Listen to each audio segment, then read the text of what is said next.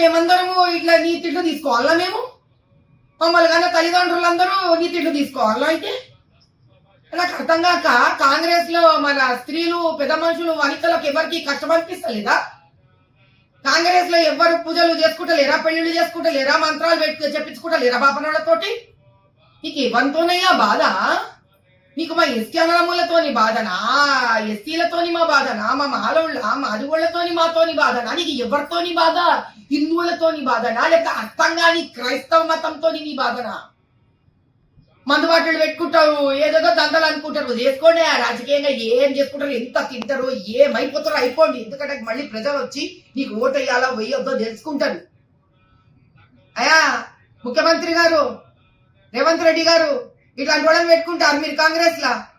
తల్లులను తిట్టేటి వాళ్ళని పెట్టుకుంటారయ్యా మీరు? నిజంగా తిట్లేందయ్యా నిజంగా?